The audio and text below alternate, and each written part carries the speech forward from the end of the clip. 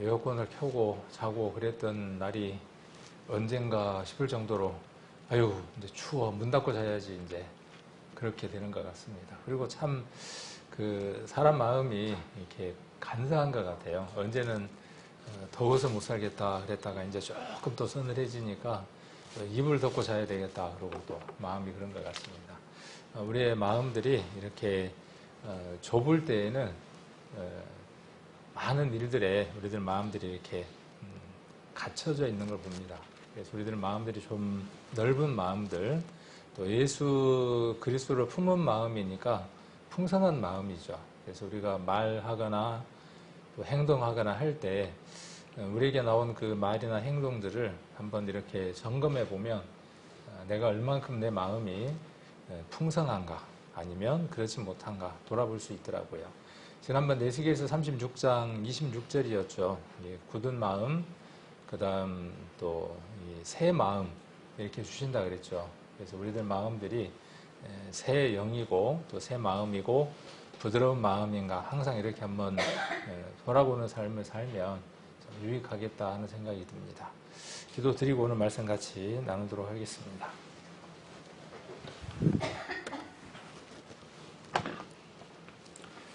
귀한 한날 저희들에게 또한 허락해 주심을 감사를 드립니다.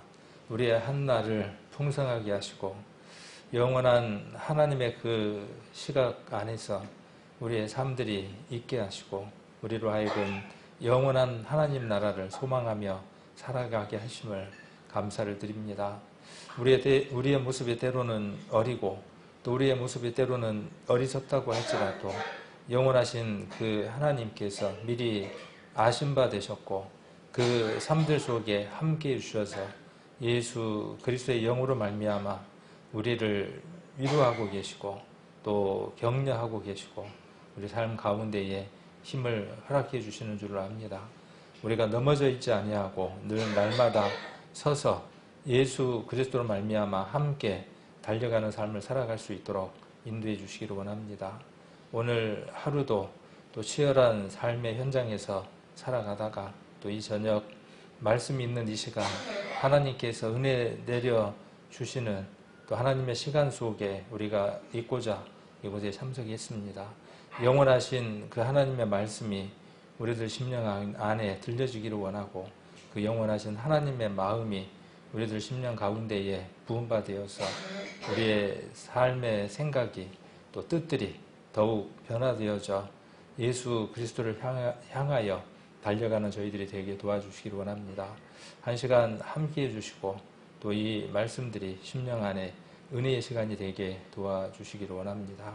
한 시간 함께 하시고 또 이끌어 주실 것을 믿으면서 이 모든 말씀 우리를 사랑하시고 또 영원한 죄악 가운데서 우리를 건져주신 고마우신 예수님 이름으로 기도드립니다. 아멘. 얼마 전에 밥을 먹다가 그 날파리 하나가 나도 모르게 파라라 날더니 쏙 들어갔어요. 이게 개 하나가 들어가니까 막 이 기도 안이나 밥 먹던 모든 것들이 난리가 나면서 막 어떨 줄을 모르겠더라고요. 그래서 그 말씀이 생각이 났어요. 그 하루살이에게 눌려 죽을 인생이다 이렇게 표현되어져 있는 말씀이 참으로 진실로 그러하다라는 생각이 들어요. 젊을 때는 문제 안 되는데 제가 연세 드신 분들에 비해서는 훨씬 더 젊겠지만은 또 젊은 사람들에 비해서는 또 그렇게 젊은 나이는 아니니까 그래서 우리 성도님들도 건강 조심 이렇게 잘 하시면 좋겠습니다. 저렇게 한번 되면은 참 마음대로 잘 안 돼요. 몸 안에 있는 모든 관략근들이 문제가 생긴대요. 나이가 들면 관략근이 뭔지 아시죠? 이 조여주는 그 근육이거든요. 나이가 들면 이게 잘 조여지질 않아요.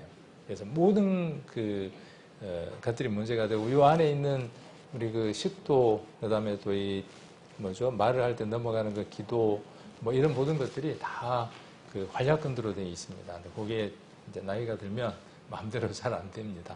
고생하시네요.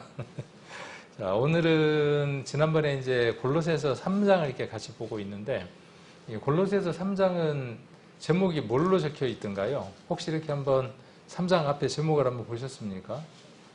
3장 앞에 이렇게 제목을 요즘 그 성경들은 참 친절해서 거기에다 이렇게 제목들을 붙여두었더라고요. 좀 다를 수 있어요. 출판사마다. 제가 보는 그 성경에는 뭐라고 되어 있냐 하면 성도들의 생활 원리라고 이렇게 되어져 있습니다. 그래서 먼저는 그 구원받은 성도 개인의 어떤 삶에 대해서 쭉 다루고 있고, 지금 우리가 다루고 있는 이 18절부터의 내용은 가정 안에서의 그 생활 윤리, 도덕에 관한 내용들을 다루고 있습니다. 그래서 지난번에 18절에 나와 있는 아내들아 남편에게 복종하라, 이는 주 안에서 마땅하니라, 이 말씀을 가지고 조금 나누었고, 그 말씀이 조금 그 정리가 좀 덜 된 부분이 좀 있는 것 같습니다. 그래서 좀 부족한 부분들을 좀 정리를 하고, 혹 시간이 안 되면 다음에 오늘 한 내용들을 이야기할 수 있도록 하고, 또 시간이 되면 오늘 이 남편들 아내 사랑하며 괴롭게 하지 말라 하는 이 말씀을 한번 좀 다룰 수 있으면 좋겠습니다. 아내를 사랑하는 건 어떻게 사랑하는 것이고, 그 다음 남편이 아내를 괴롭게 하는 건 도대체 어떤 건지, 이게 구원받은 형제에게 주신 말씀이죠. 그러니까 구원받은 형제도 역으로 아내 사랑을 어떻게 하는지를 모를 수 있다는 뜻이 되고요. 역설적으로. 그 다음 아내를 괴롭히지 말아야 하지만 아내를 괴롭힐 수 있다는 뜻도 됩니다. 또 아내들도 남편에게 복종하는 것이 주 안에서 마땅하지만 복종하기보다는 거스리고 대적하고 그 하나님이 남편에게 허락하신 그 권위를 넘보는, 불순종하는 그런 사람들이 있기 때문에 바울은 이런 교훈을 우리들에게 주셨다라고 생각을 할 수 있을 겁니다. 그래서 이 아내, 남편, 자녀, 아비들에 대해서 이렇게 우리가 수요일마다 이렇게 살펴볼 수 있는 건, 수요일마다 우리가 예배에 참석을 할 때 그러면 우리들의 가정은 어떠한가 하는 것들을 함께 이렇게 나눌 수 있고 묵상해 볼 수 있기 때문에 유익한 것 같습니다. 지난번에 가정이라고 하는 말의 의미가 어떤 뜻인지 한번 또 살펴보는 시간도 한번 가졌고요. 그리고 오늘은 고린도전서 14장에 나와 있는 말씀을 한번 나눠보려고 합니다. 고린도전서 14장 34절로 35절 말씀입니다. 한번 찾아보겠습니다. 고린도 교회는 그 과자 선물 세트처럼 옛날에 그 애들이 받았던 과자 종합 세트 있었죠. 옛날에 그거 하나 받으면 애들은 참 좋아했잖아요. 근데 고린도 교회는 어떤 교회였느냐 하면 문제가 세트로 있는 교회였죠. 과자 종합 선물 세트가 아니고 문제 종합 선물 세트가 어디였냐 하면 고린도 교회였던 걸 볼 수 있습니다. 그러니까 고린도 교회 안에 많은 문제점들이 있었던 것들을 우리는 잘 압니다. 그래서 11장, 12장, 13장, 14장에서 교회 예배에 관계된 부분에 대한 문란한 것들, 또 고린도 교회가 문제가 있는 점들을 나열을 합니다. 그래서 11장에서는 무엇에 대해서 이야기를 하느냐 하면 교회 안에 여성 예언자들이 있습니다. 우리가 지난번에 요엘서를 한번 다루었죠. 그리고 많이 다룬 것은 아니지만 2장 일부분을 다뤘습니다. 왜냐하면 베드로 선지자가 요엘에 대한 예언을 사도행전에서 인용했기 때문입니다. 그래서 성령을, 하나님의 영을 육체에 부어주신다고 말씀하셨고, 그 육체에 부음받으면 젊으나 나이가 드나 또 어떤 형태든 예언을 하든지 환상을 보든지 꿈을 꿀 것이라고 말씀하셨고, 그 뒤에 또 뭐라고 말씀하시느냐 하면 내 여종과 남종은 예언할 것이다, 이렇게 말씀하신 것을 우리가 지난번에 한번 살펴볼 수 있었습니다. 그러니까 하나님의 영이 임함으로 말미암아 남성의 여성도 무엇을 할 수 있느냐 하면 장차 당할 일들을 공적으로 말할 수 있음을 이야기를 하고 있고, 사도행전에서 어느 자리든 왜 예수가 그리스도라고 하는 사실을, 그가 성경대로이죠. 성경대로 우리 죄를 위해서 죽으시고 장사됐고 부활하셨다.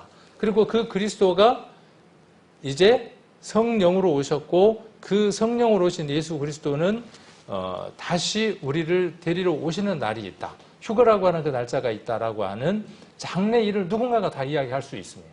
또 합니다.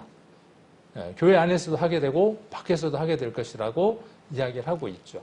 어쩌면 이런 부분들이 무엇을 말하고 있느냐 하면 교회 안에 여성의 성이 말을 하는 것들에 대한 이야기들을 묵시적으로 이야기하고 있는 부분들에 대해서 한번 생각을 해볼 수 있을 겁니다. 이러한 일들이 이제 교회 안에 있으면서 우리가 사도행전 17장에서 우리가 살펴본 것처럼 많은 지역에서 다는 아니지만 많은 지역에서 어떤 일들이 있게 되느냐 하면 여성의 성, 그러니까 자매들이 생기기 시작을 하죠. 여자들이 구원받는 일들이 생기기 시작을 합니다. 그래서 데살로니가보다는 어디가 더? 데살로니가보다는 좀 더 베레아라고 하는 지역이 어떤 곳이냐 하면 신사적인 사람들이 많았고 그들이 말씀을 날마다 상고하기 때문에 구원받는 사람의 수가 그 지역에 많았다. 그러면서 플러스 뭔 이야기 합니까? 혹시 기억나시나요? 그 뒤에 얘기가? 그들 중에 누가 많았습니까? 헬라파 귀부인이 많았다고 이야기를 합니다. 그러니까 헬라 문화 속에 익숙해 있는 많은 여성들, 요즘 같으면 신여성이겠죠. 개화되고 MZ세대의 그런 아주 개방되고 독특한 성향을 가진, 옛날 같으면 이제 서양 문물을 잔뜩 묵으면 그런 여성들이 교회 안에 구원받은 자매로 자리를 하게 되죠.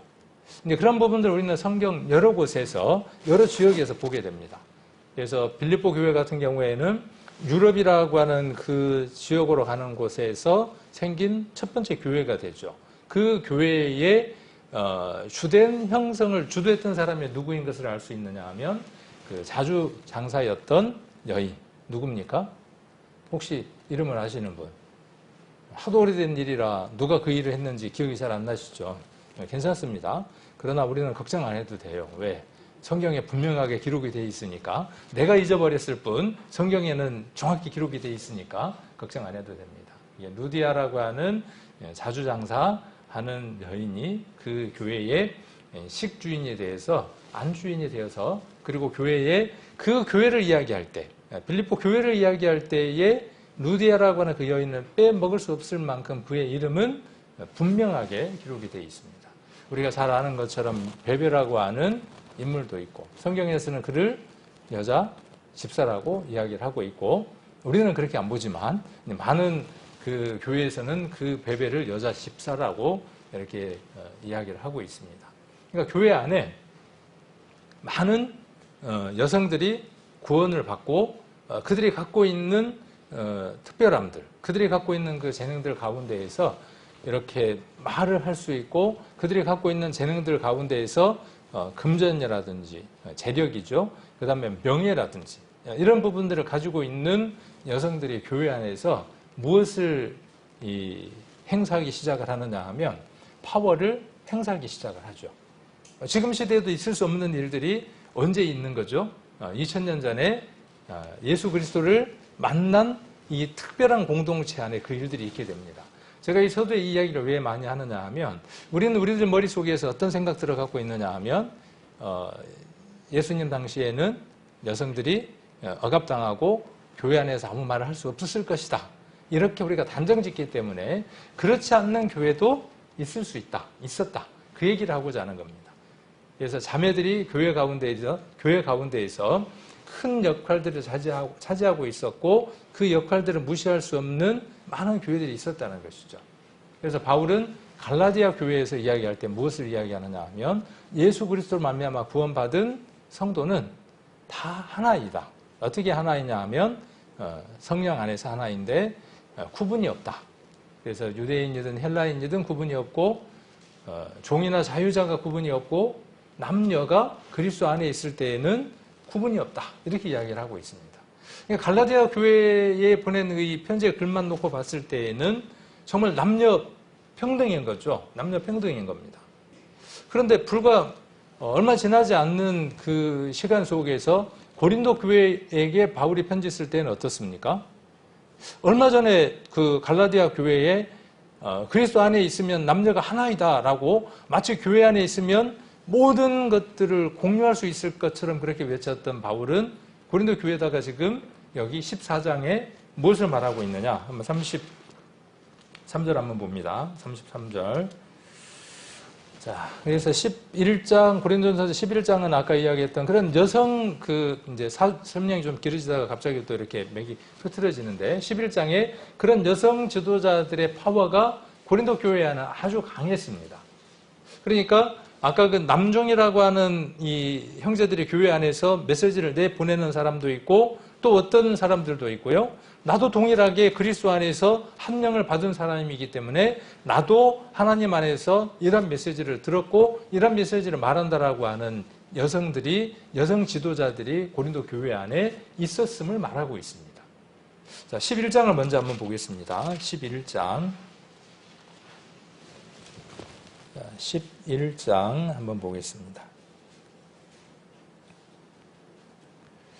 자, 4절 한번 보시면 4절, 3절부터 한번 보겠습니다. 그러나 나는 너희가 알기 원하노니 각 남자의 머리는 그리스도요 여자의 머리는 남자요 그리스도의 머리는 하나님이시라. 무릇 남자로서 머리에 쓰고 기도나 예언을 하는 자는 그 머리를 욕되게 하는 것이요. 자, 여기 보면 이 남자 형제로서 교회 안에 기도하고 예언하는 자가 있는 거죠.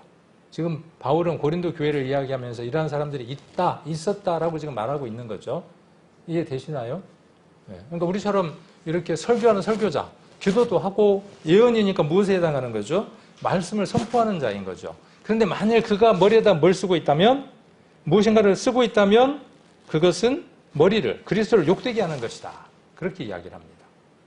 자, 그러면서 지금 5절에 무릇 여자로서 머리에 쓴 것을 벗고 뭔가 그 특이한 것을 이야기를 하죠. 그래서 복음서원이라든가 일부 교회에서는 이 말씀을 그대로 문자대로 받아서 자매들은 교회 안에서 무엇을 쓰느냐 하면 너울, 수건을 씁니다. 머리 위에다가. 어디에서 근거한 거냐 하면 이 성경을 문자적으로 그대로 가져와서 이야기를 하는 겁니다. 그러니까 여자가 교회 안에서 잠잠할 수 없으니까 말은 하기는 해야 되니까 말을 하려면 머리에 있는 누군가가 어떤 그 위에 순위에 어떤 질서가 있음을 인정하기 위해서 머리에 무엇을 쓴다는 거예요. 수건을 쓰고 온다는 거예요. 그러니까 교회에서 뭐 할 수 있는 거죠? 이제 말할 수 있는 거죠. 그럼 우리 교회 같으면 이제 그 말씀대로 우리가 받는다 그러면 자매들은 교회 오는 순간 어떻게 해야 돼요?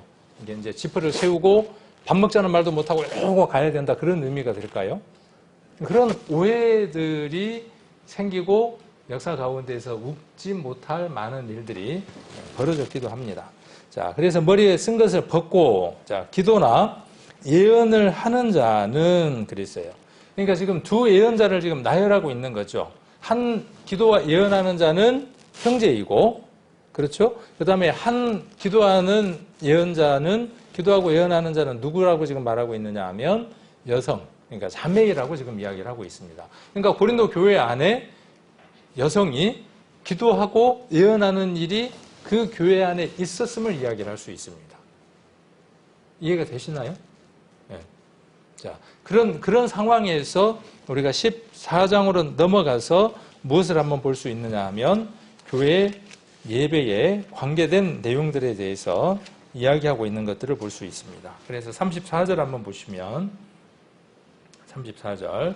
자, 모든 성도의 교회에서 함과 같이 여자는 교회에서 잠잠하라. 너희의 말하는 것을 허락함이 없나니 율법에 이른 것 같이 오직 복종할 것이요. 만일 무엇을 배우려거든 집에 가서 남편에게 물을 지니 여자가 교회에서 말하는 것은 부끄러움이라.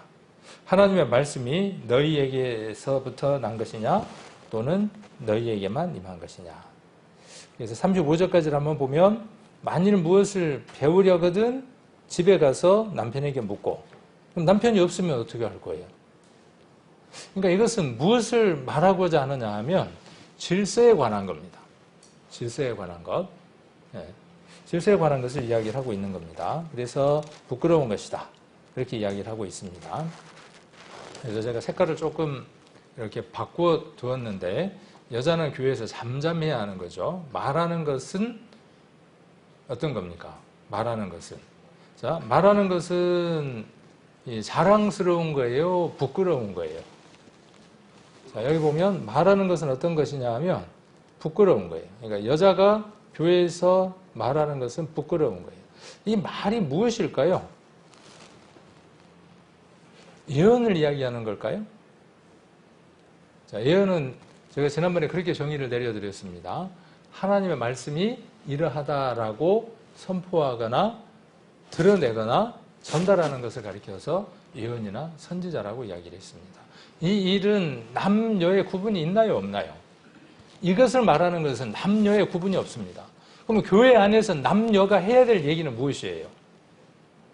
이 얘기 말고 무슨 얘기를 더 할 겁니까?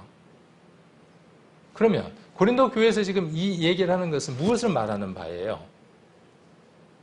여성의 성을 가진 그 기도와 예언하는 선지자들이, 리더들이 교회 안에서 순서를 어긋나 순위를 어긋나 남성의 성인 지도자와 기도와 예언하는 자에게 주장하는 자세로 교회를 이끌어가는 모습에 관한 말입니다. 그 말에 대해서 지금 뭐라고 이야기하고 있느냐 하면 잠잠하라 라고 이야기를 하고 있습니다.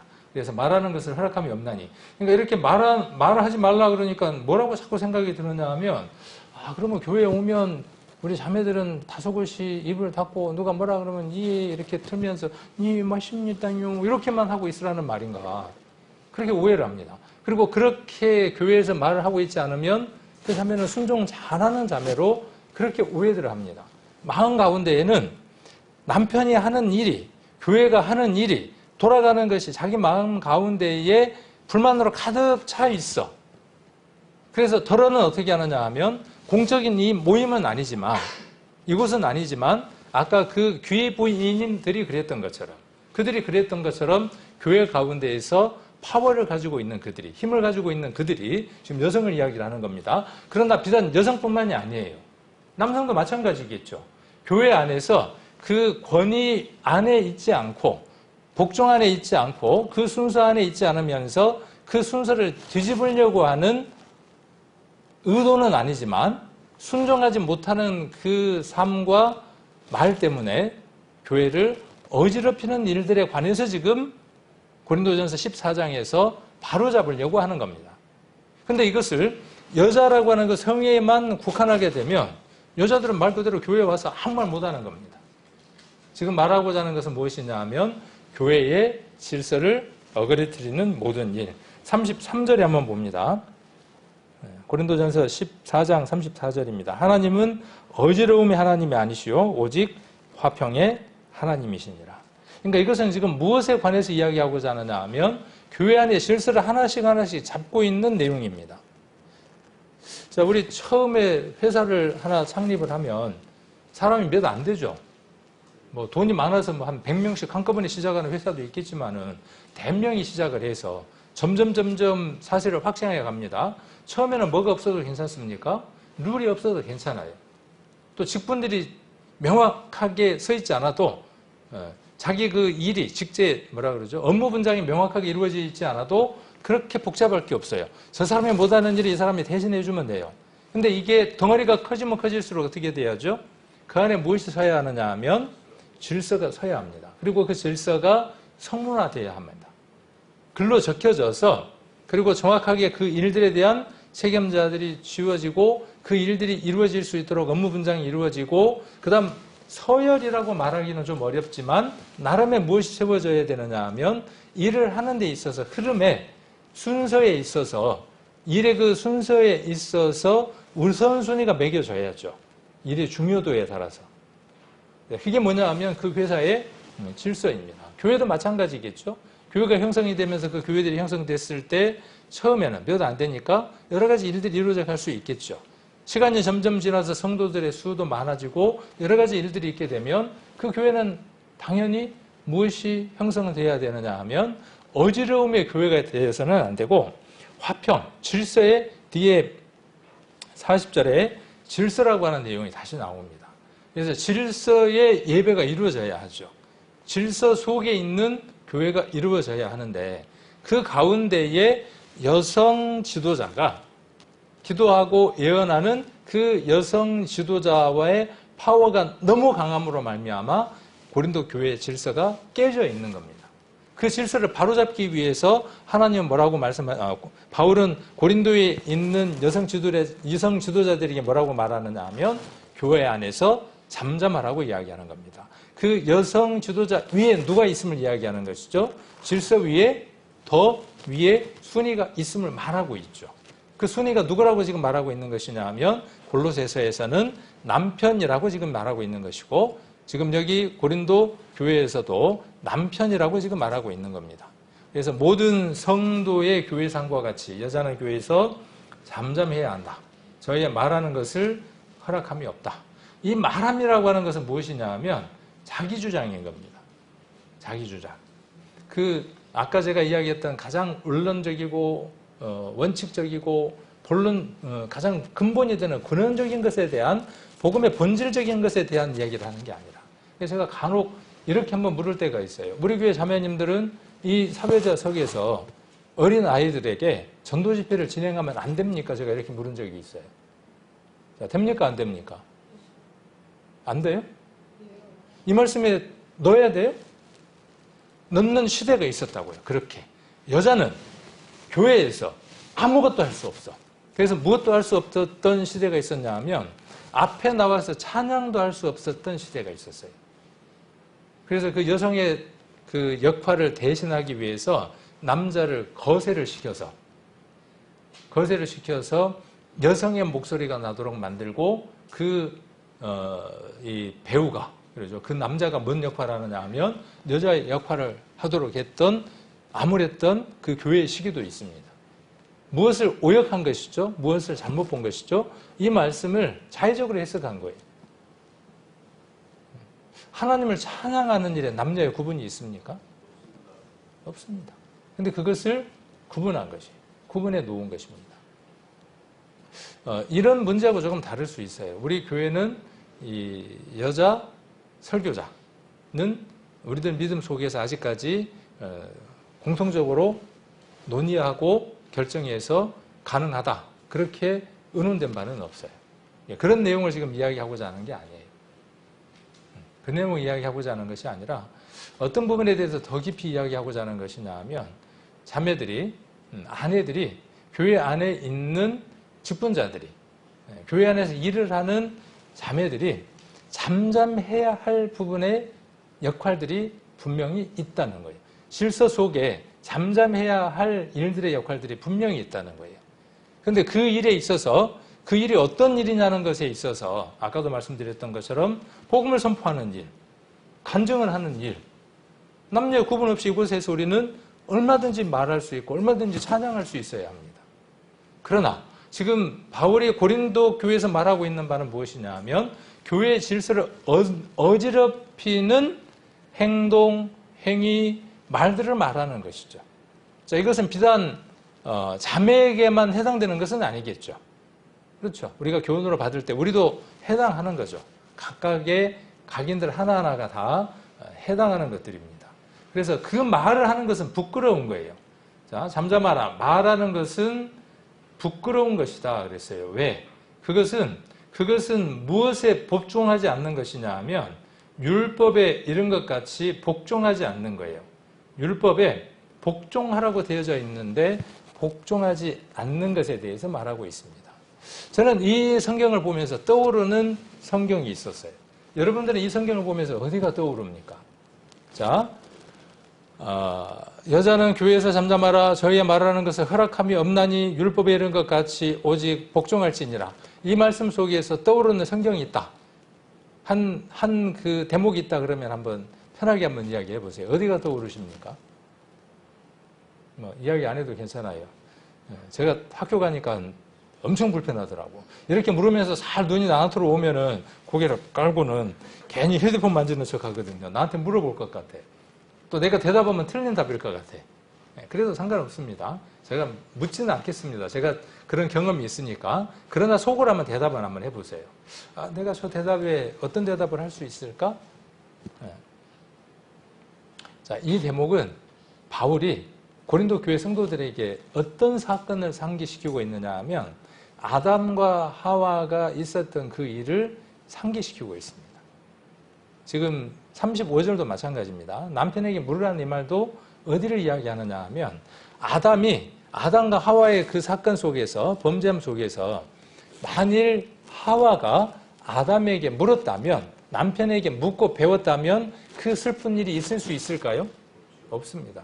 지금 여기에서 율법은 지금 무엇을 이야기하느냐 하면 창세기, 출애굽기, 레위기, 신명기, 그 모세 오경 가운데의 율법, 그 전체가 율법이에요. 누구에 대해서 이야기하는 거죠? 하나님이 처음 주신 법 무엇입니까?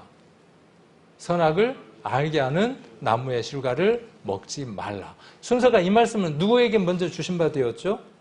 자, 남자에게 먼저 주신 바 되었어요. 질서 안에서. 그 다음 그 남편이 그 얘기를 누구에게? 하와에게. 남편은 하와에게 이 내용을 그대로 전달해야 돼요? 안 해야 돼요? 해야 돼요. 그게 권위입니다. 자, 권위를 잘 이해하십시오. 하나님이 알게 하신 그것을 바르게 전달하고 그 삶 속에서 살아가는 것이 무엇이냐 하면 그 사람의 권위입니다. 목사의 권위입니다.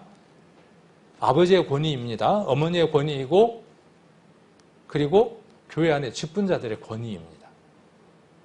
그러니까 권위라고 하는 것은 무엇이냐 하면 어떤 때 세워지느냐 하면 내가 니한테 분명하게 말하는데 니는 그렇게 살면 안 돼.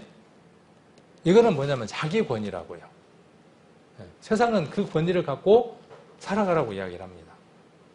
그런데 모든 예언자들, 선지자들은 어떤 권위로 말했느냐 하면 하나님이 주신 권위로 말했는데 하나님이 내게 말씀하시기를 이라고 말하고 있죠. 우리 신명기 잘 알고 있죠. 만일 선지자가 있어서 여호와 이름으로 말한 이래, 그렇게 이야기한 걸 우리가 잘 알고 있죠. 그들은 누구 권위로요?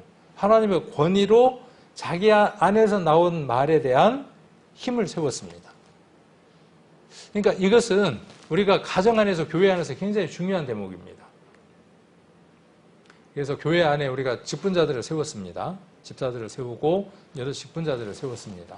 그 직분자들에게는 그 말씀이 맡겨진 겁니다. 본인의 말씀이 맡겨진 겁니다.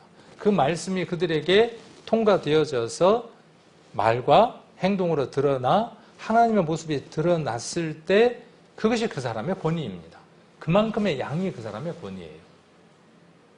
목사라고 해서 큰 권위 속에 있냐? 물론 그럴 수 있어요. 그러나 그렇지 않을 수도 있어요. 그것은 무엇과 관계되는 것이니까요. 그가 선포한 말씀의 양만큼의 관계되는 것이기 때문에 그렇습니다. 가정에서도 마찬가지예요. 제가 이야기할 때마다 저희 집안 식구들을 쳐다보거든요.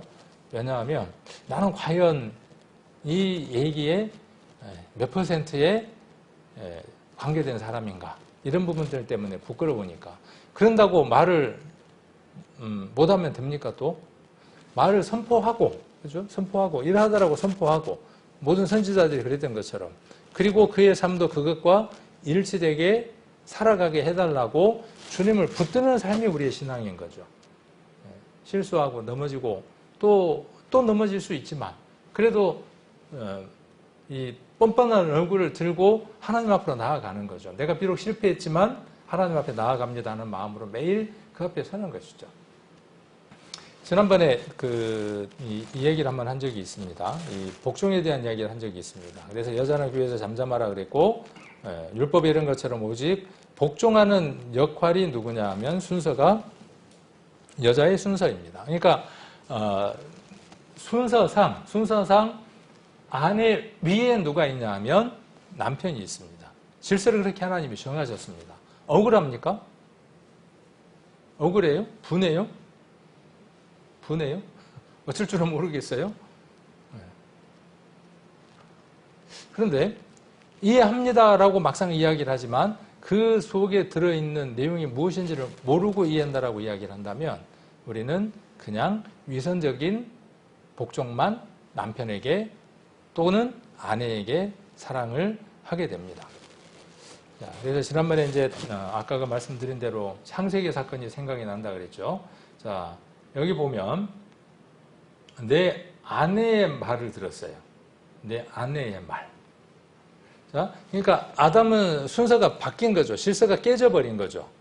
누구에게 복종해야 되느냐 하면 아내의 말을 들었다는 것은 아내의 말에 엎드린 거예요. 복종한 거예요. 순서가 하나님에게 있어야 할 그 순서가 아내에게로 순서가 뒤바뀐 겁니다. 그래서 내가 하나님에게 하나님 말씀하시기를 너들은 먹지 말라 했던 이 순서가 뒤바뀌어 버림으로 말미암는 비참함이 지금 우리가 살아가는 삶의 비참함이죠. 지난번에 복종, 그 다음에 또 권위, 혹시 그 단어 기억나시나요? 복종과 권위. 복종은 뭐가 복종이라고 말씀을 드렸던가요? 복종. 질서가 이렇게 있습니다. 만일 순위가 1, 2, 3, 4 있다라고 칩시다. 그러면 그 순서 아래에다가 자기를 두는 거예요. 조금 기분 나쁘지만은 이렇게 서열을 정했을 때 그 서열 안에다가 넣는 겁니다. 우리 집에 고양이가 한 마리 있는데 자주 이야기를 하죠. 아직도 건강하게 잘 살고 있어요. 언젠가는 세상을 떴습니다. 그런 날이 오겠지만은 어쨌든 잘 살고 있어요. 고양이에게 있어서 서열이 정해져 있습니다. 고양이가 정한 서열이 있어요. 우리 집에 3사람이 사는데 나름 뭘 정하고 있는 거죠? 1, 2, 3 정해놨습니다. 그래서 뭘로 보면 알 수 있냐 하면 고양이가 하는 행동을 보면 서열을 자동적으로 알 수 있어요. 제가 주 1이에요. 주인 1이고 우리 집사람이 주 2거든요. 그렇게 그냥 우리끼리 웃으면서 그래요. 그 다음 우리 요림이가 주 3이에요. 주인 3이에요. 그러니까 순서상으로는 그렇게 적혀져 있는데 고양이에게 있어서 서열은 어떨까요? 가장 친밀히 가장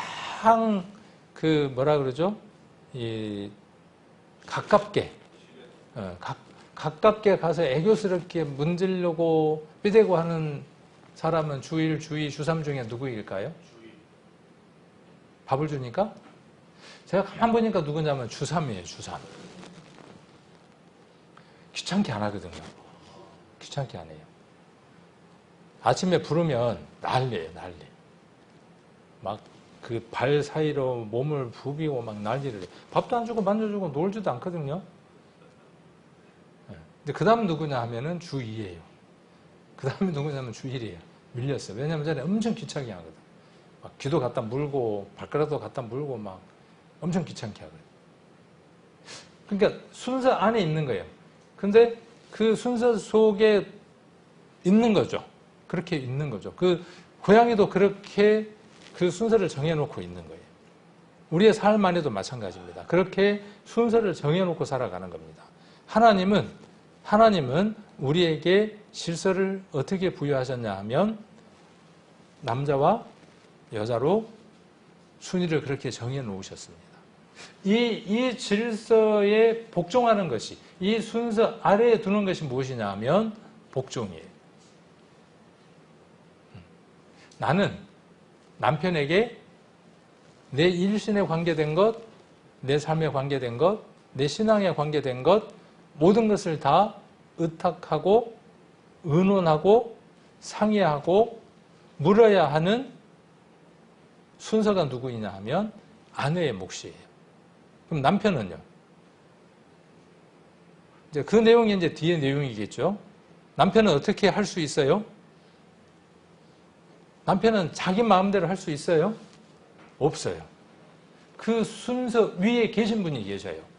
그분의 뜻에 의해서 그 아래에 있는 순위와 관계를 가져야 돼요. 자, 그러면 아까 그 하나님이 계시고 남자가 있고 여자가 있습니다. 그 속에서 권위는 어떻게 되어질까요?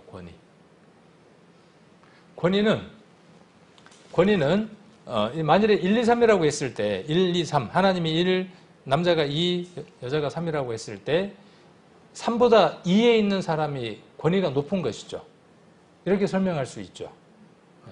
그래서 그것을 지난번에 설명할 때 자세히 설명은 안 했지만은 뭐라 그랬죠? 에피타소라 그랬나요? 에피타소. 그러니까 순서, 질서 위에 두는 거예요. 자기를 질서 위에 두는 것도 믿음입니다. 제가 이게 잘 안 돼요. 저는 교회 안에서 권위가 있습니다. 저의 권위가 있어요. 교회 안에서 하나님 안에서 해야 할 일에 순위가 있습니다. 한번 이걸 저에게도 묻고 우리 성도님들에게도 묻고 싶어요. 저는 이 교회 안에서 순위가 어디만큼입니까? 여기 아래입니까? 아래입니까? 아니면 위에입니까? 그리고 그 아래와 위라고 하는 그 개념이 우리가 생각하는 세상에서의 아래와 위의 개념과 같습니까? 그렇지 않습니다. 그러나 우리가 복종과 권위라고 하는 이 개념 속에서 한 가지 생각해 봐야 될 게 무엇이냐 하면 우리가 이전에 레위기 속에서 번제단에 그 번제단을 한번 이야기한 적이 있죠. 그 뭐라 그래야 돼? 우리 같으면 석쇠가 있죠. 그 석쇠가 시줄과 날줄로 되어져 있다라고 한번 말씀드린 적이 있죠. 그다음 솔로몬의 성전을 들어갈 때에 좌우에 무엇이 있다고 말씀드렸냐 하면 두 개의 기둥이 있다고 말씀을 드렸죠. 그 기둥의 이름이 혹시 뭔지 아시는 분? 두 개의 기둥. 하나는 보 거시기로 시작을 하고 하나는 야 거시기로 시작을 하는데 이렇게 알려드렸는데도 기억이 안 나시나요? 보아스와 야긴. 두 개의 기둥이 있죠. 그리고 그 기둥 위에 무엇이 있습니까? 둥그런 둥그런 동 형태가 있고 거기를 여러 가지 것들로 장식을 하고 있고 우리 머리 이렇게 뒤에 묶어갖고 이렇게 되어 있는 걸로 이렇게 묶는 것처럼 그렇게 묶여 있다고 말씀을 드렸죠. 거기에도 시줄과 날줄로 형성이 되어 있죠. 예수 그리스도의 십자가도 시줄과 날줄로 형성이 되어 있습니다. 교회는 어떻게 형성되어져 있느냐 하면 시줄과 날줄이라고 하는 것으로 형성이 되어 있습니다. 서로 동력하고 협력하고 수평을 이루는 한 선이 있고요. 그 다음 또 어떤 게 있냐 하면 하나는 내 위에 내가 순종하고 복종하고 배워야 할 내용의 어떤 대상이 있다는 것을 수용하는 겁니다. 그래서 교회 가운데서 내가 나에게 가르침을 주는 사람을 선택할 수 없다. 누군가가 나를 믿음 안에서 멘토가 돼서 나를 끌어주는 사람이 내게 있다. 혹은 없다. 이것은 우리에게서 굉장히 중요한 일입니다. 왜? 내가 복종이라고 하는 것을 교회 가운데에서 배우게 되는 그 관계가 무엇이냐 하면 그 복종과 권위의 관계 속에 있어야 합니다. 그러니까 권위 있는 자가 있어야 하고 그 권위 있는 자로부터 우리는 무엇을 배워야 되느냐 하면 그 권위 있는 자가 삶 속에서 그 위에 있는 자의 삶의 모습을 본받고 그것을 그대로 자기 삶 안에 투영해서 반복하는 삶. 바울이 그랬던 것처럼 너희가 나를 본받는 자 되라 라고 말했던 것처럼 그런 삶이 있는 자가 어떤 자냐 하면 진정한 권위가 있는 자입니다. 그 권위 있는 자는 무엇을 만들어내느냐 하면 자기 삶에 또 다른 복종하는 삶을 만들어낼 수 있는 삶이 되어집니다. 그리고 계속 그것은 그 복종은 다시 다른 사람에게 권위입니다. 뭘 말하려고 하는지 이해가 되시죠? 우리 자매님들의 그 복종은 자매님들의 복종은 무엇으로 말미암느냐 하면 형제들의 권위로 말미암는 겁니다. 이 권위는 하나님 허락해 주신 거예요. 그리고 이렇게 남편의 권위에 복종하는 것은 자녀들에게 무엇을 가져다 주느냐 하면 또 다른 믿음의 도전들을 가져다 주는 겁니다. 이게 없으니까 가정이 어떻게 되는 거죠? 엉망이 되는 거죠. 질서가 깨지는 겁니다.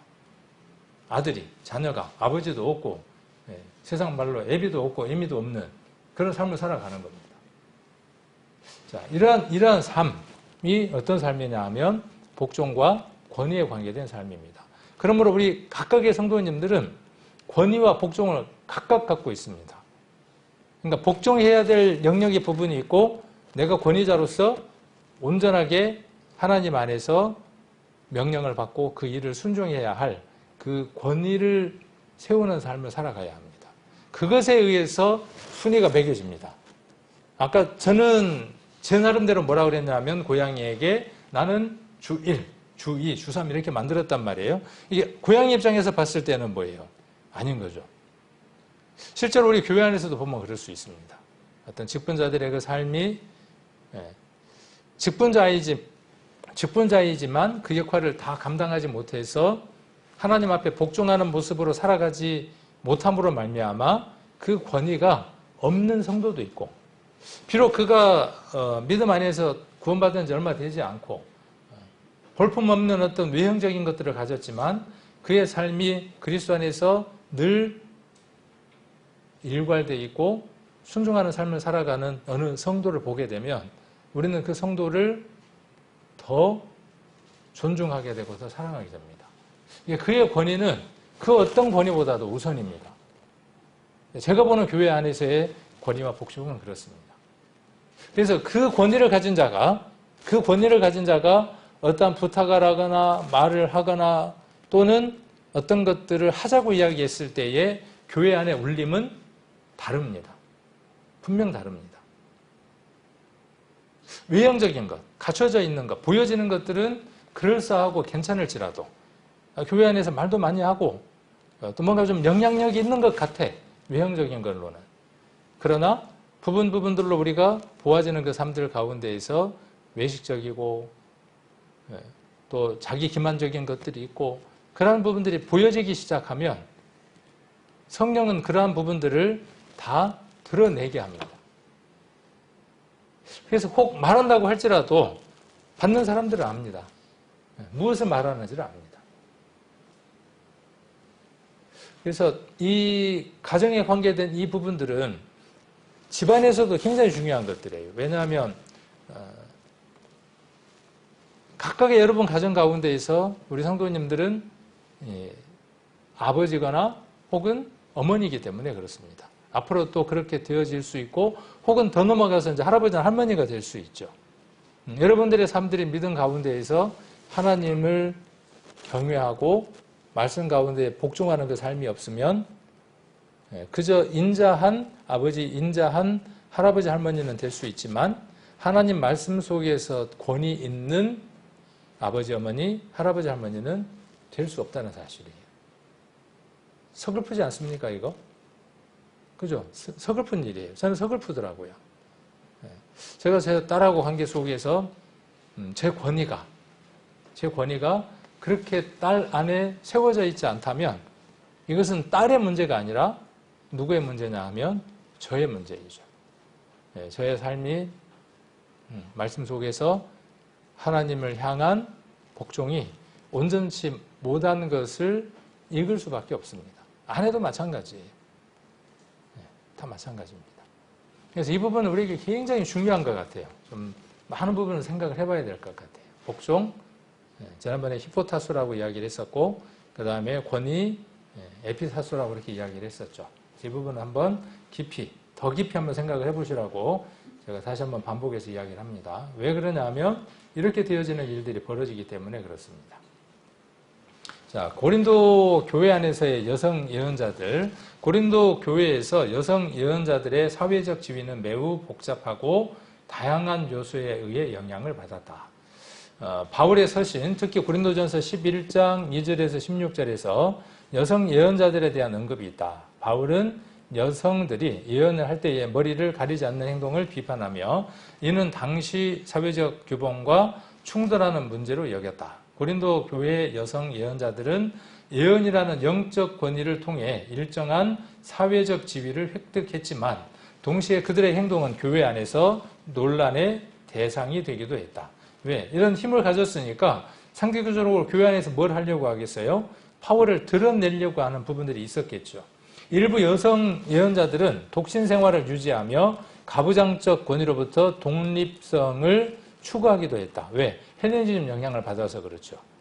그래서 그 무조건적인 남성의 그런 강한 힘으로부터 해방되어지는 그런 부분에 대한 욕구들을 갖고 있기도 했습니다. 이러한 상황은 고린도 교회의 복잡한 사회적 구조와 당시 헬레니즘 사회의 여성에 대한 일반적인 인식과도 관련이 있다.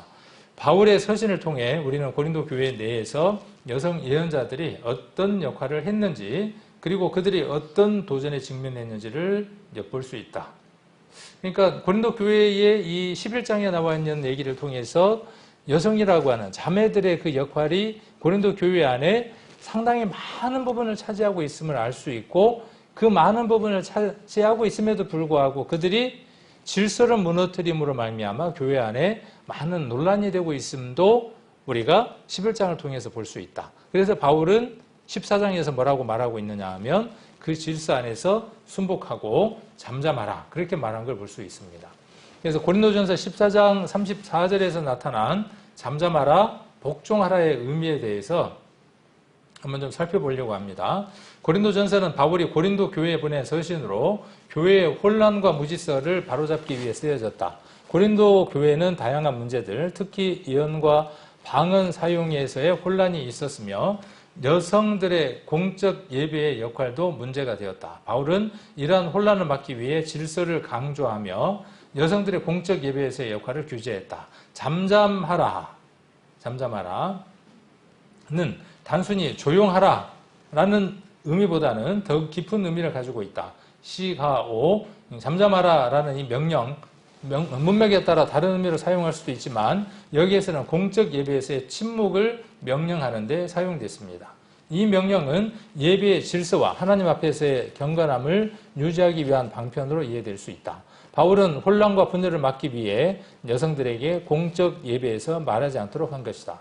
복종이라는 단어는 신약에서 주로 권위에 대한 순종을 의미한다. 여기서 바울은 율법에 이른 것 같이라는 구절을 통해 여성들이 교회에서 남성 지도자들에게 순종함을 강조하고 있다. 이는 단순히 남성과 여성 간의 위계적 관계를 규정하려는 것이 아니라 교회 전체의 질서를 유지하고 하나님의 율법에 순종하는 공동체를 세우려는 의도에서 나온 것이다. 이 복종은 하나님의 뜻과 교회 질서에 대한 순종으로 이해될 수 있다. 이것을 한번 이야기해 볼게요. 아까도 잠깐 이야기했지만 한 5명밖에 안 되는 구멍가게 잠깐 이야기를 했잖아요. 그런데 우리 교회도 마찬가지일 수 있습니다. 어느 교회가, 지역의 한 교회가 자매님들에 의해서 형성된 교회가 있을 수 있어요. 우리 이전에 그런 교회들이 들어 있었죠. 그 자매들에 의해서 몇몇 자매들이 구원받고 그리고 그 자매들이 헌신함으로 말미암아 작은 회당이 형성이 되고 그 형성된 회당을 통해서 교회가 어느 숫자를 이루고 그곳에 설교자들이 파송이 되고 그 다음에 좀 더 이 교회가 커지면서 이제 교회에 이 전임사역자가 파송됩니다. 교회는 생물이기 때문에 멈춰 있는 게 아니라 점점 확장되죠. 그래서 몇 안 되는 그 자매들, 중심이 되었던 그 자매들의 형제들이 구원받기 시작을 합니다. 그렇겠죠. 그 자매들이 아까 이야기했던 대로 입을 다물고 있겠습니까? 그러니까 어떻게 하겠어요? 막 전도하니까 핍박했던 그 형제들이 어느 날 이제 한 사람씩 구원받기 시작을 합니다. 그래서 교회 안에 형제들이 자리하기 시작을 합니다. 시간이 지나갑니다. 그들이 설교를 듣고 교제들을 통해서 성장해 나가기 시작을 합니다. 한번 이런 걸 가정을 한번 해봅시다. 몇 안 되는 그 자매들로 형성됐을 때 의사 결정은 어떻게 했을 것 같습니까? 작은 교회 안에 대소사에 대해서 이런저런 일들에 대해서 의사결정을 어떻게 했을까요? 자, 사역자가 파송되지 않았을 때에 그들은 모였겠죠. 모여서 교회 일들에 대해서 의논했겠죠. 그렇죠. 교회 헌금도 했겠죠. 그 모여진 헌금에 대해서 집행하거나 집행의 범위에 대해서 누가 결정했을까요? 형제들이 없으니까 자매들이 했겠죠. 당연히. 자, 그렇게 세월이 점점 흘러가서 5년, 10년, 15년, 20년이 지났어요. 그리고 난 이후에 그 형제들이 구원받기 시작을 해요. 그리고 그 세월로부터 다시 5년이 흐르고 10년이 흘렀어요. 그러면 얼마의 세월이 흘렀을까요? 한 40년이나 뭐 그 정도의 세월이 지났다고 칩시다. 그러면 그 가운데 형제들의 구원의 연수가 10년이고 15년의 세월이 흘렀겠죠. 자, 그러면 교회는 성 비율이 5대5 정도 혹은 뭐 4대6 여초 현상이니까 교회는 혹은 7대3 정도의 여초 현상으로 교회가 형성이 되면서 쭉 성장해 올라가겠죠. 우리는 이런 상상들을 해볼 수 있습니다. 그 교회는 오랫동안 그 질서를 유지하며 나아가는 교회일 수도 있고 이 바울의 교훈을 받아서 그 교회가 바른 질서로 바뀌어질 수도 있습니다. 여전히 어떻게 할 수도 있느냐 하면 교회의 헌금 문제, 그 헌금을 집행하는 문제, 야외 예배를 가는 문제, 교회를 확장하는 문제, 의자를 사는 문제, 모든 문제를 결정하기에 누가 익숙합니까? 누가 익숙하겠어요? 그 자매들이 익숙하죠. 뭔 얘기를 하는지 이해가 잘 안 됩니까? 이 고린도 교회 상황을 우리가 이해하기 위해서 이야기를 한번 해보는 거예요. 그러니까 자매들은 모여서 뭐 할 수 있는 겁니까? 쉽게 모여서 뭐 이야기할 수 있는 거예요. 자, 설교자 오고 가는 것도 어떻게 결정할 수 있냐 하면 그 자매들이 결정합니다. 밖에서 보기에는 어떻게 보이느냐 하면 그 교회는 남성이 있기 때문에 그 남성들이 그것을 결정한 것으로 보여집니다. 왜? 공문이나 모든 것들이 주고받고 하는 게 모든 것들이 그렇게 이루어지니까. 제가 지금 이야기하는 것은 제가 사역하면서 있었던 일들을 참고로 해서 이야기를 하는 겁니다. 어느 교회라고 자꾸 찾지 마시고 그러면 복잡해지니까. 자, 제가 갔어요. 그 교회 전임사역자로 갔습니다. 그러면 저는 그 교회가 어떤 교회가 되어지기를 원할까요? 이제 그 자매님들이 수고하고 애썼던 그 모든 것들을 바탕으로 하고 그것을 기초로 해서 그 교회가 어떻게 되어지기를 원하느냐 하면 그의 형제들이 어떻게 되어지기를 원할까요? 교회 안에 일꾼이 되어지고 그 일들을 차고 나아가기를 원하겠죠. 그렇게 또 설교도 하겠죠. 그럴 때 이 말씀을 인용할 수 있을까요? 없을까요? 인용할 수 있어요. 그럴 때. 자, 그럴 때 교회는 이제 시끄러워집니다. 그렇겠죠? 네. 자매들이 뭐라 그러겠어요? 아이, 저게 어디서 어느 날 갑자기 오더만은 저게 교회 상황을 아는겨? 모르는겨? 그동안 우리 교회에서 우리가 얼마나 피땀 흘려서 이 교회를 형성을 했는데 졌다고 지금 말을 하는겨? 라고 누가 했다고요?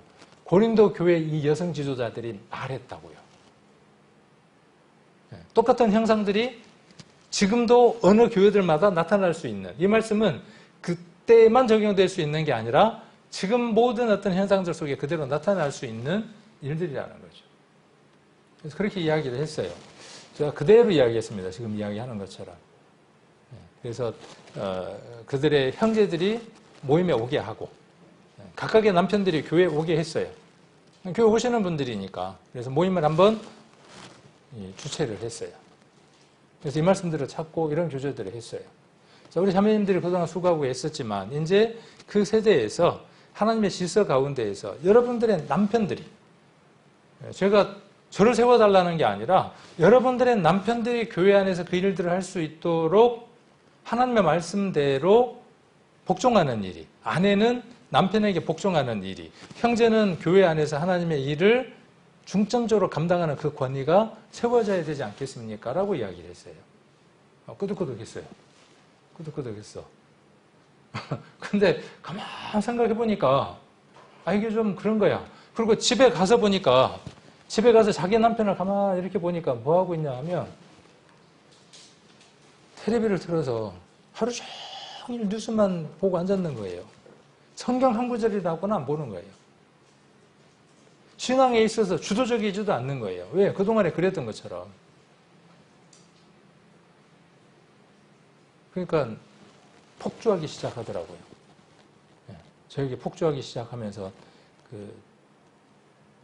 반발하기 시작을 하더라고요. 목사님이요, 저희 집에 오셔서 우리 남편이 하는 짓거리를 못 봐서 그래요. 제가 지금 걸르지 않고 그대로 이야기한 겁니다. 자기 남편에 대해서 뭐라고 이야기하느냐 하면, 내 남편이 하는 짓거리를 당신이 못 봐서 그렇다는 거예요. 그러면 그 가정이 지금 어떠한 가정이에요? 형제는 형제로서 그리스도 안에서 그 권위의 역할을 못하고 있고, 자매는 자매로서의 그 역할들을 지금 못하고 있는 상태죠. 그러니까 주도적으로 그 형제가 가정을 끌고 가지 못하는 그 부분 때문에. 그러나 이제 구원받은 지 5년이나 10년의 시간이 지났으면 그 안에 그리스도의 영이 역사하고 있고 그가 성장하고 있으니까 자매가 정말 지혜로운 자매라면 성경에 나와 있는 대로 예절이 되어서 돕는 자가 되어서 그 형제가 믿음 안에서 앞서서 일할 수 있도록 해야 하는 것이 누구의 역할이냐 하면 자매의 역할이에요. 그래서 뭐라고 이야기하느냐 하면, 하는 짓거리가 그런데 어떻게 세우겠다는 거예요. 남장년 회장으로도 세우고 회계로도 세우고, 그래서 교회 일을 할 수 있도록 합시다. 근데 한동안 힘들었어요. 한동안 힘들었어요. 그 힘든 것만큼 교회는 앞으로 더 나가지 못하는 거죠. 또 어느 교회는 이제 이런 경우도 있습니다. 자기 남편이 장로이고 그 장로님이 예를 들면 이 교회 의자가 부족하니까 어느 곳에서 의자가 있는 걸 알고 의자 몇 개를 여기다 갖다 놓으라고 교회 안에 젊은 형제들에게 이야기를 했어요. 그러니까 그 장로님 말에 우리 성도들이 순종을 하니까 어떻게 했어요? 갖다 놓죠, 당연히. 더운 날 차를 빌려다가 그 장의자를 이렇게 차곡차곡 재서 교회에다가 넣고 있는데 장로님, 자매님이 와서 누가 이 여자를 여기다 갖다 놓으라 그랬냐고. 그러니까 그 대답을 하기가 어려워요, 쉬워요. 아이고, 장로님이 그랬어요. 그러면 자기 남편이요. 그런 말이 되니까 말을 못하고 삐죽삐죽하고 있으니까 누가 시켰냐고. 목사가 시켰어? 그 자매님이 하는 말이 뭐라 그러냐면 목사가 시켰어? 제가 옆에 있는데 아무 말 안 하고 있었어요. 그러니까 좀 이따가 다른 집사님이 뭐라고 이야기하냐 하면 장로님이 시켰는데요. 자매님 입에서 나오는 말이 뭐라 그러냐면 하여튼간에 생각하고는 짧아. 하여튼간에 생각하고는 짧아. 자, 그 교회 모습은 어떨 것 같아요? 그 교회가 앞으로 어떤 일들을 해나갈 때에 그 교회의 모습은 어떨 것 같아요? 자, 그럴 때 이 말씀이에요. 그죠? 잠잠하래요, 잠잠하라. 그에게 형제가 있고 그의 형제가 장로된 직임을 가진 자가 교회 안에서 그 생각이 어떠하든 그 일들을 진행하고 있는데 자매가 뭐라 그러냐면은 그렇게 이야기를 하는 거예요. 또 어느 곳은 그 교회가 형성될 때 아까 이야기했던 것처럼 자매님들에 의해서 형성이 됐어요. 한 번은 그 전도 집회를 갔는데 보통 전도 집회 가면 그 강사가 왔으니까 이제 정심 대접을 주중에 한번 하잖아요. 여기도 그랬죠. 네, 합니다. 그러면 그 강사가 뭘 좋아할까 싶어서 이제 묻기도 하고 뭐 하여튼 뭐 최고 좋은 걸로 대접하려고 애를 쓰죠. 아마 이제 최고 좋은 식당으로 그 예약을 해서 갔어요. 갔는데 대부분 보면은 형제님들이 오거든요. 교회 안에 형제님들이 오는데 자매님들이 7, 예를 들어서 10분이 왔다 그러면 자매님들이 7, 형제님들이 3이 오셨어요. 그리고 이제 자매님 한 분이 제일 상석으로 앉더라고. 혹시 그런 거 한번 상상해 보셨어요? 그런 교회가 있을 거라고? 근데 있을 수 있어요. 왜? 그 교회가 형성될 때에 그들이 희생하고 봉사하고 애썼기 때문에 그들이 주류를 이루고 있는 겁니다. 그리고 그들의 아들들이, 그들의 남편들이 교회 안에서 지금 수고하고 봉사하고 있는 상황들이에요. 이렇게 쫙 막 자리를 깔고 앉았어요. 제가 10명이라 그랬는데 10명 더 왔어요. 10명 더 왔는데 그 자매님들이 훨씬 더 많이 왔어요. 거기는 사역자를 받고 안 받고도 누구에 의해서 결정되느냐 하면 자매님들에 의해서 결정됩니다. 표면적으로는 누구냐 하면 그 교회 안에 있는 형제들인데 그 형제들이 누구냐 하면 그들의 남편이거나 그들의 아들들입니다. 자, 이거 바른 질서입니까?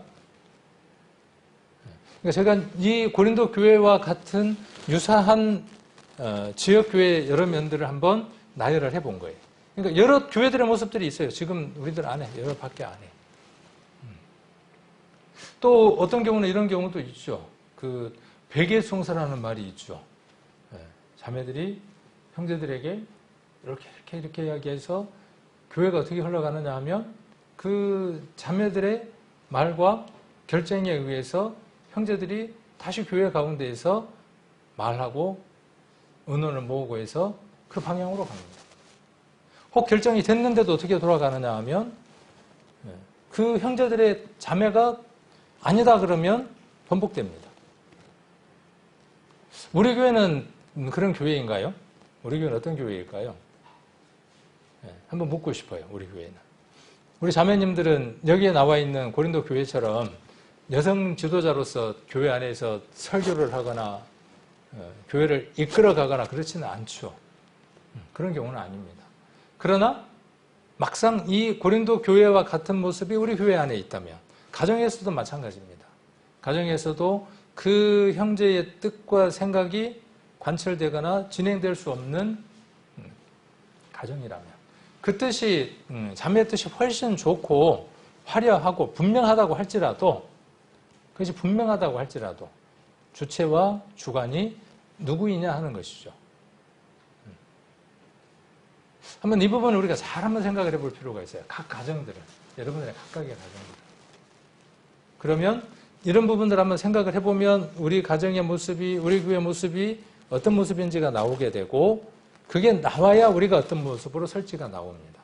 내가 그렇게 주도적으로 그 일들을 믿음 안에서 끌지 못하는 남편의 모습이다 그러면, 내가 믿음 속에서 삶을 말씀과 일치시켜서 그렇게 아내가 살아갈 수 있도록 내가 힘있게 말하고 드러낼 수 있어야 하고, 내가 만일 자매이다 그러면 나는 그런 부분들을 잘 알지 못했지만 내 성향이, 내 성격이, 성품이 그런 성품을 가져서 그렇게 가정을 끌고 가고 있다면, 물론 문제는 없었지만, 아까 그 교회들도 마찬가지죠. 문제 없어요. 그렇게 다 끌어져 왔어요.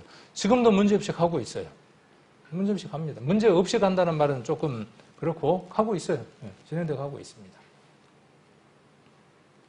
그러나 그것이 하나님이 원하는 복종과 이 권위의 관계 속에 있지 않다라고 이렇게 말해볼 수 있습니다. 그래서 교회는 이런 질서를 한번 생각해 볼 때가 왔지 않는가 싶어요. 그래서 이런 가정들이 온전하게 하나하나 서야 교회는 어떻게 되어지느냐 하면 그 속에서 자연적으로 교회는 세워지는 겁니다. 교회가 그렇게 먼저 세워지는 것도 중요하지만 각각의 그 구성한 하나하나의 가정들이, 작은 교회들이 그렇게 하나님의 그 말씀 속으로 온전하여지고 풍성해지고 돈독하고 튼튼하여진 교회들이 먼저 세워졌던 것들을 우리는 바울의 서신이나 초대교회를 통해서 보게 됩니다. 그래서 이런 부분들을 우리가 한번 잘 생각을 해보자는 것입니다.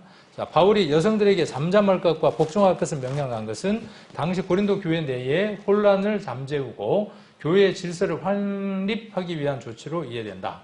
바울은 교회의 예배가 혼란스럽고 무질서한 것이 아니라 질서 있고 경건하게 진행되어야 한다고 믿었다.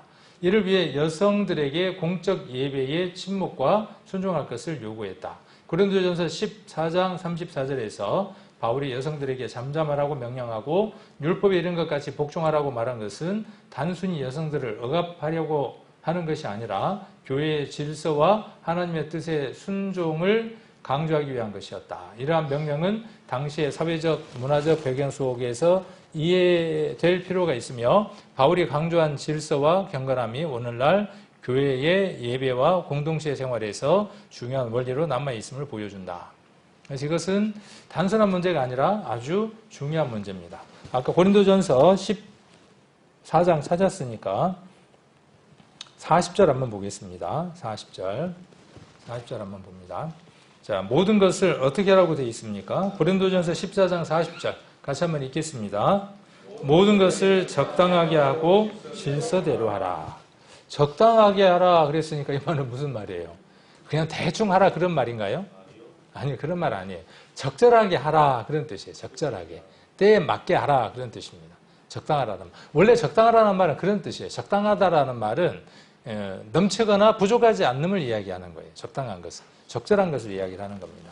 그래서 교회는 어떠해야 하느냐 하면 질서가 온전하게 서 있는 교회가 하나님이 기뻐하시는 교회입니다. 하나님은 질서의 하나님입니다. 어지러움의 하나님이 아니라 질서의 하나님이기 때문에 그렇습니다.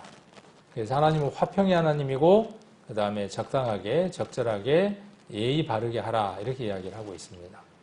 그래서 이 부분을 우리가 각각의 가정 안에서 있는 일들이 교회 안에까지 오게 됩니다. 그래서 안에서 새는 바가지가 밖에 오면 새는 겁니다. 그러니까 가정 안에서 남편에게 어떻게 남편을 대하는가의 모습이, 그러니까 이 세상에서의 그 관습과 도덕과 윤리 속에서 남편을 어떻게 대하는지, 또 말씀 속에서 내가 남편을 어떻게 대하는지의 모습이 무의식 가운데에 젖어져 있어서 교회 가운데 드러납니다. 그렇게 드러난 모습들이 하나하나가 모여진 모습들이 교회의 모습인 겁니다. 그리고 그 결정의 모습들이 교회의 모습들이 됩니다. 교회 결정의 모습들이 됩니다. 그래서 교회가 아름답고 적절하고 질서 있는 모습이 되기 위해서는 교회 안에 형제들이 믿음 안에 설 수 있도록 자매님들이 돕는 온전한 배필들이 되어야 합니다. 그리고 자매님들은 순종하고 순복이죠. 순복하고 복종하는 우리 자매님들이 되어져야 합니다. 그래서 잠잠하라는 말의 의미가 우리가 무엇인지 우리 자매님들이 다시 한 번 더 생각할 수 있는 시간들이 되셨으면 좋겠습니다. 이 잠잠하라는 말은 어떤 하나님의 말씀을 하는 데에 있어서 잠잠하라는 말이 아니라 질서적인 면에 있어서 그 일들을 해야 하느냐 하지 않아야 되냐 문제죠. 이미 고린도 교회 안에 하나님의 그 말씀을 선포할 수 있는 충분한 사람들이 있음에도 불구하고 자기의 그 권위로서의 예언자, 그 능력으로서의 예언자로서 교회 가운데에서 영향력을 행사하려고 했던 일부 여성 예언자들에 대해서 바울은 잠잠하라고 말하고 있는 겁니다. 다른 얘기로 어떤 얘기냐 하면 교회 안에 자기 힘의 영향력을 드러내기 위해서 말씀을 가져다가 말하고 자기의 경험을 말하고 자기의 힘들을 드러내려고 하는 그 행위들에 대해서 또 말에 대해서 바울은 무엇이라고 이야기하느냐 하면 그것은 해서는 안 되는 행위라고 잠잠하라고 말하고 있는 겁니다. 그래서 우리가 이런 부분들을 한번 잘 살펴보고 또 돌아볼 수 있는 그런 시간들이 되셨으면 합니다. 다음에는 이 오늘 주제를 다음번에 다시 말씀을 드리도록 하겠습니다. 남편들에게 할 말이 많을까요? 자매들에게 할 말이 많을까요? 성경은 형제들에게 주어진 교훈의 말씀과 또 이 교육의 내용들이 훨씬 더 많습니다. 그래서 다음 주는 우리 형제님들이 더 귀담아 들어야 되고 이번 주는 형제님들은 귀담아 들을 필요가 없죠. 귀담아 들어야 합니다. 왜 그러냐 하면 이 여성의 성으로서만 제한돼서 설교를 하는 것이 아니라 이 순서 안에 내가 복종해야 할 순서인 것을 받아들여야 한다는 거예요. 교회 안에 회사도 마찬가지죠. 회사도 마찬가지로 무엇이 있느냐 하면 내 역할이 있고 위에 그 일들을 일에 안에서 지시하는 사람이 있고 그 지시를 받아서 내가 실행해야 되는 사람이죠. 그럴 때에는 나는 복종하는 사람입니다. 교회도 마찬가지입니다. 하나님의 일을 하는 데 있어서 때로는 어느 면에 있어서 내게 더 권위 있는 자가 있다는 것을 우리 형제님들도 자매님들도 각각의 그 교제들 속에서 우리가 인정할 수 있어야 됩니다. 그래서 나는 권위를 인정하는 자이고 복종하는 자여서 교회 안에서 우리 성도님들의 삶들이 다른 사람들에게 누가 되지 않는 그런 삶들이 되시기를 원합니다.